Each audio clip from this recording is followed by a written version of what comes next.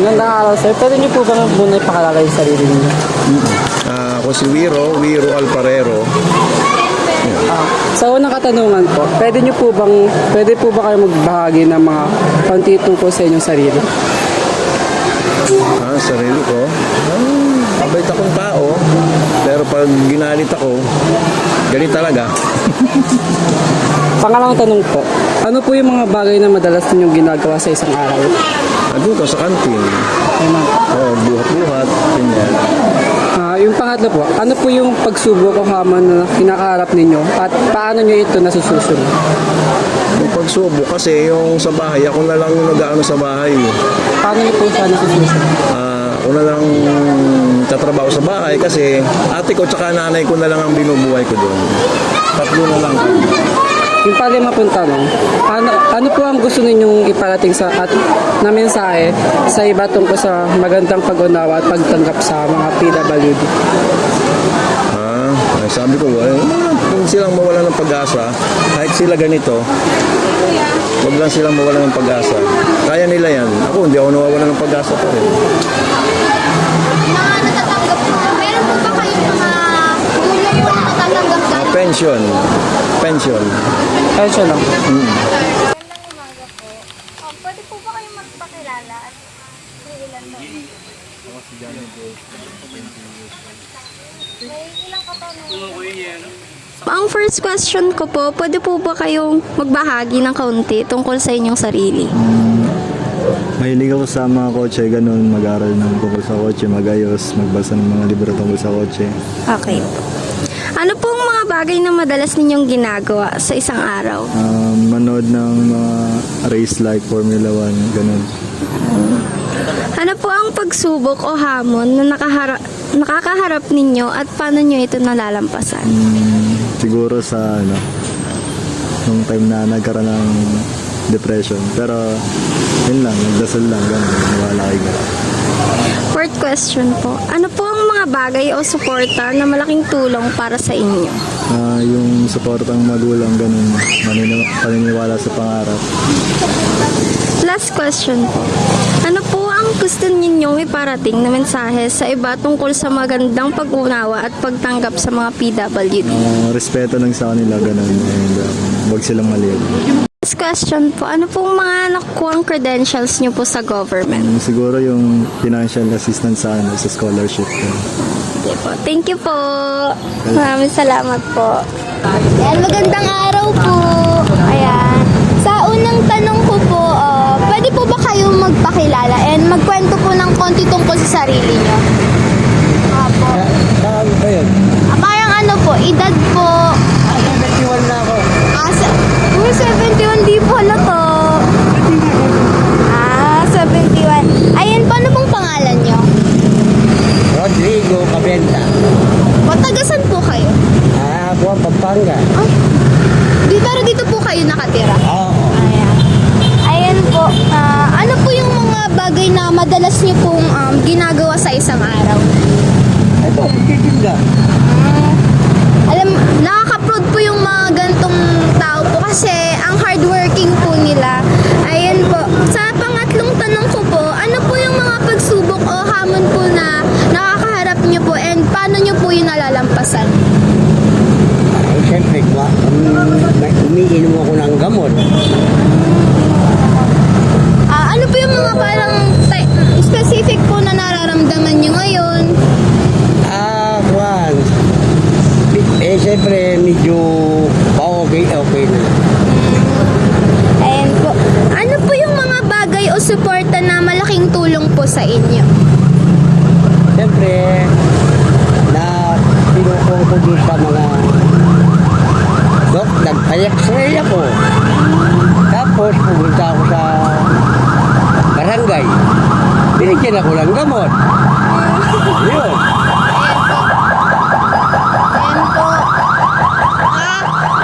Ayan po.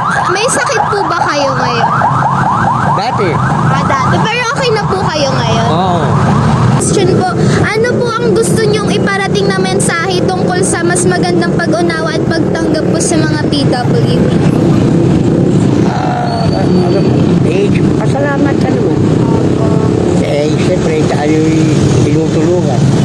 Ganun na. May mga natatanggap naman po kayo galing sa gobyerno na tulong. Pagka birthday ko, Birthday. Ayun po. Ayan. senior na ako eh. Halata bang senior si tatay?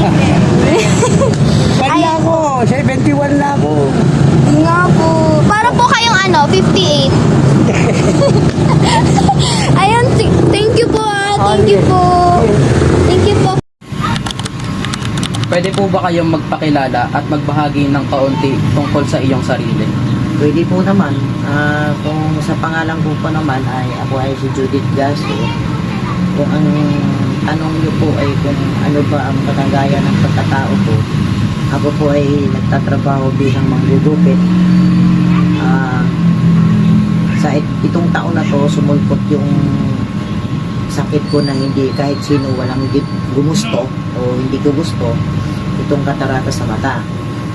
Kaya lang, sa kahirapan ng buhay, meron o wala ang kinikita sapagkat ay napakatumal talaga ngayon magmula na nakaranas ng pandemya, ako hindi makapagpa-opera sa mata ko.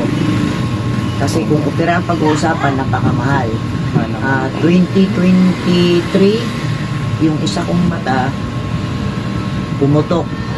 Nung ako'y magpatingin sa doktor, ay ang sabi ay glaucoma.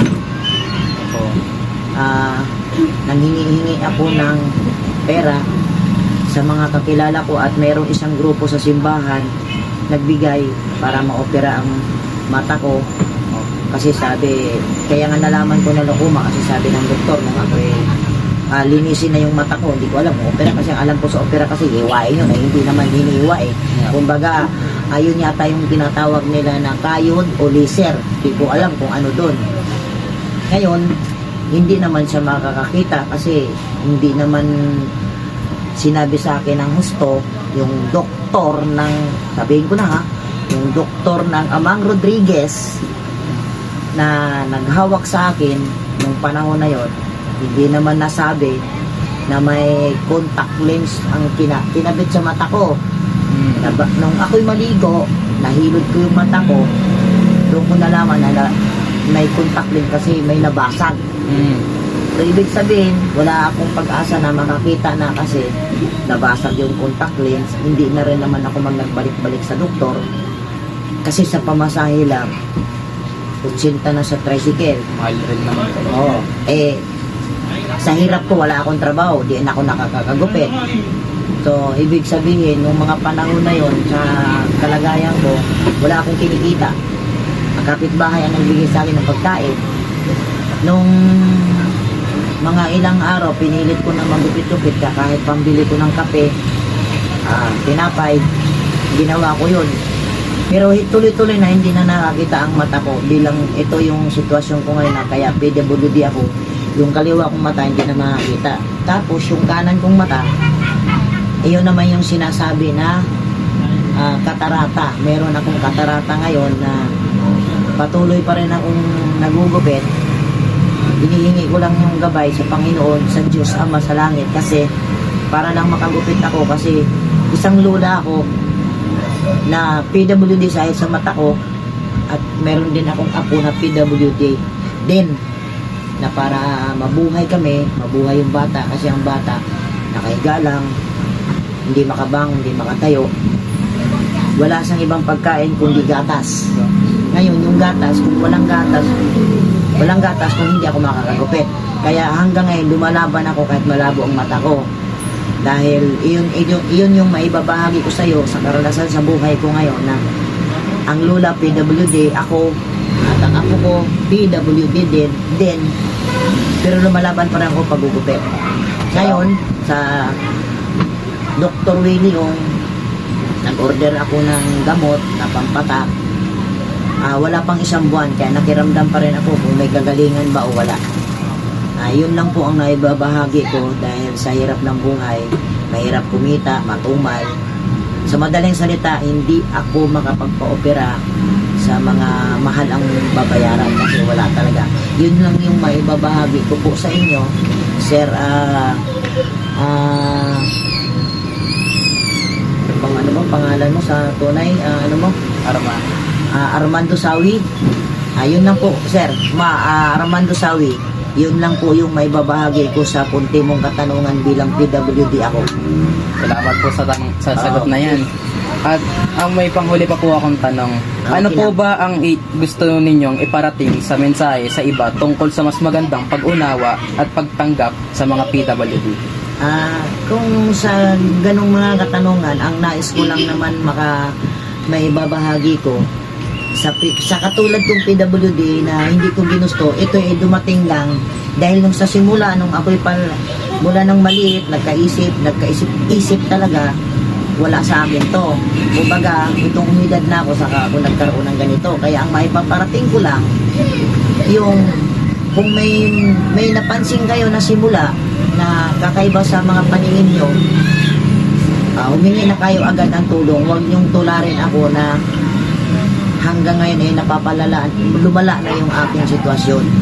Ngayon, kumbaga, naghabol ako ng patak-patak, wala akong kasiguraduhan kung talagang luminaw na bumalik sa normal ang paningin kong isang mata ko yung sa kanang side. Kasi ang kaliwa, as in black na ho, hindi na makakita kasi glaucoma na nga. Yun ang sinasabi. Yun lang. At sa pang-anim po na tanong, may mga natatanggap po ba kayong tulong mula sa gobyerno? Sa ngayon, Opo. sa ngayon wala po. Pero po sa dati po, Ay, yung dati, marami. Marami ako natatanggap na, hindi lang ako, marami pang ibang nakatanggap ng ngayon. maraming salamat po. Yun lang po yung aking mga katanungan sa... Salamat, Sir Armando. Hi, Lolo!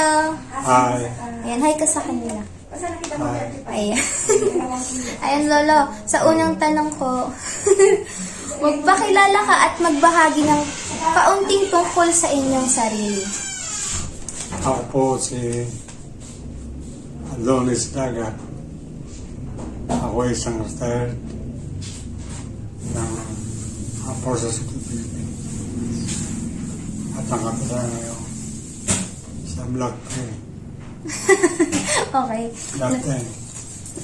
Bibili sa Masusa. Ilan taon ka na, Lolo? I'm 74 years old. Ayan. Magkwento ka ng tungkol sa sarili mo, Lolo. Anong mga hilig mo gawin? Ganun. Hindi kong gawin ay sa umaga nagdadasal ako. Ayan. After this dasal, nag-jogging, exercise. Tapos, tapos nag-exercise. Nanonood ng TV, nagmusal. Yan. Ayan.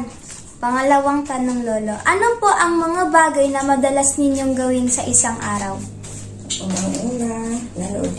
Unang-una, ang ginagawa mo sa tulad ng isang araw. Nanonood ng TV, sa Panginoon, tungkol sa nagdasal sa Panginoon. tapos Po, exercise. nag-exercise. Ayan. Pangatlong tanong po, ano po ang mga pagsubok o hamon na nakakaharap ninyo at paano nyo ito nalalampasan?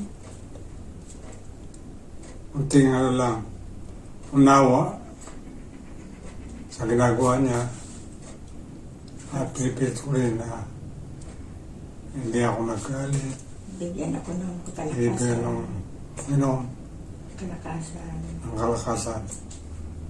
Ayan. Huli ay, pang-apat po ng tanong, ano po ang gusto nyong iparating na mensahe sa iba tungkol sa mas magandang pag-unawa at pagtanggap sa mga PWD? Sana Ang gusto ko rin sa iba ay sana unawa nila. mulang sa Panginoon, Maunawaan nila ang aming nawa nila ang kalagayan. magandang Kalagayan. kaya Respeto. Respeto sa aming mga spiritu sa mga PW. Oh, yan. Huling tanong, Lolo, may mga natatanggap po ba kayong tulong sa gobyerno? Wala. walang iba kundi At least nasa pension. pension ako, Yan. nire-rest ko. Ayan. Ayan, mga classmates and teachers. Ayan po. Magbabay ka na. Bye-bye. Thank you. Thank you God po. bless. God Thank bless. you. God bless.